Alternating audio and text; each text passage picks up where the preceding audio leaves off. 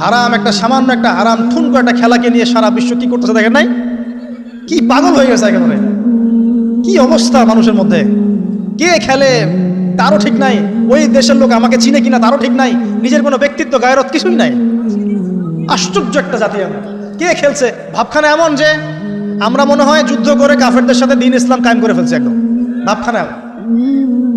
অথচ এগুলো তৈরি করা হয় কি জন্য? যাতে মুসলিম জাতি একদিকে ফোকাস করে থাকে, অন্যদিকে ওরা তাদের উদ্দেশ্য সাধন করবে। সারা ওয়ার্ল্ডের চেহারা একদিকে ফিরাইছে, এদিকে দেখো, এই যে খেলা দেখো, আর বাকি পিছনে যে কাজগুলো ঠিকই করছে ওরা। দেখো কি কাজ করছে কয়দিন পরে দেখতে পারবে। পাবলিকলি আমি বললাম না, কারণ বললে সব বুঝবেন না আপনারা, আর সব জায়গায় সবকিছু বলতে নাই। ওদের উদ্দেশ্য ওরা কখনো ভুলে যায় নাই। ওরা চাচ্ছে সারা বিশ্বটাকে শাসন করতে এবং মুসলিমদেরকে দমন করতে, এবং আপনাকে খেলতামাশায় ব্যস্ত রেখেছে। লাচো এখন যুবকদের কোনো হিতাহিত জ্ঞান পর্যন্ত চলে গেছে। এখন হিতাহিত জ্ঞান, তোমাকে এইভাবে চুল কাটতে কে বলছে? তোমাকে এইভাবে চুল কাটতে কে বলছে? এদিকে একদম ছিলে রেখে দিচ্ছে, এখানে মাঝখানে উঁচা একটা ময়ূরের মতো রেখে দিচ্ছে। মানে এভাবে চুল কাটতে তোমাকে কে বলছে? কে তোমাকে মেসির ফলো করতে বলছে? তোমার জন্য রাসূল সাল্লাল্লাহু আলাইহি ওয়াসাল্লামের বাবরি চুলের সুন্নত নাই? আজীব একটা ব্যাপার। দাড়ি রাখছো, বিরাট কোহলির মতো দাড়ি রাখছো, কেন? রাসূল সাল্লাল্লাহু আলাইহি ওয়াসাল্লামের মতো ছাড়া দাড়ি রাখতে পারো না? আশ্চর্য। আমাদের আদর্শ চিন্তা হবে না? নবী সাল্লাল্লাহু আলাইহি ওয়াসাল্লামের মধ্যে এত সুদর্শন হ্যান্ডসাম মানুষ থাকতে আমি কাকে ফলো করব? যুবকদের পুরো মাথাটাকে ব্রেন ওয়াশ করে ফেলা হয়েছে, কারণ ওরা জানে খুব ভালো করেই যুবকরা যদি আল্লাহর পথে ফিরে আসে ওদের সমস্যা আছে, সমস্যা। এই কারণে তোমাদেরকে ভুলিয়ে রাখা হচ্ছে নিজের জীবনের মূল্য দিতে শিখে।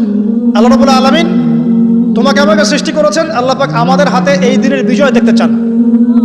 আল্লাহ পাক চান যেন আমরা আল্লাহর দিনটাকে পালন করি, প্রসার ঘটাই। ইনশাআল্লাহ এক সময় দিন প্রতিষ্ঠা হবে ইনশাআল্লাহ। আমরা যদি খেলতামাশায় মত্ত থাকি তাহলে দিনের প্রচার কে করবে, প্রসার কে করবে? আর সব কি ওলামায়ে কেরামের দায়িত্ব? সাধারণ মানুষের কোনো দায়িত্ব নাই?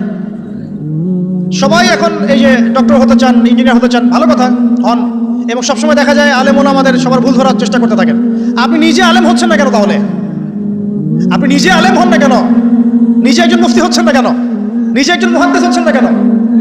এতই যদি ভুল ধরতে পারে অনলাইনে, আপনি নিজে একজন আলেম হয়ে দেখান না কেন? তারপর দুটো কথা বলেন যাদের সামনে, দেখেন মানুষ কিভাবে রিসিভ করে।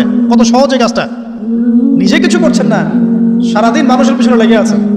দেখবেন কিছু মানুষ আছে এই মুসলিম সমাজের মধ্যেই, আমি তো লম্বা করে ফেলছি হয়তো বা, মুসলিম সমাজের মধ্যেই কিছু মানুষ ইসলামের লেবাস পোশাক পরেই আছে, কিন্তু এরা মুসলিমদেরকে ছোটখাটো বিষয়ে ব্যস্ত রেখেছে। হাত বাঁধা, রফুলিয়া দেন, জোরে আমিন, পায়ে পায়ে, কিছু কিছু সিলি বিষয়ের জন্য বলছি যে বড় বড় বিষয়গুলো বাদ দিয়ে ছোটখাটো বিষয়গুলো কিনে উম্মাকে ইখতিলাফে ব্যস্ত রেখে দিয়েছে। ভাবখানে এমন যেন ইসলামের সব বিষয় প্রতিষ্ঠা হয়ে গেছে, এখন এই 4টা বিষয় বাকি আছে ভাবখানে এমন। অথচ সারা ওয়ার্ল্ডের মধ্যে ইসলাম আস্তে আস্তে সংকুচিত হয়ে গেছে।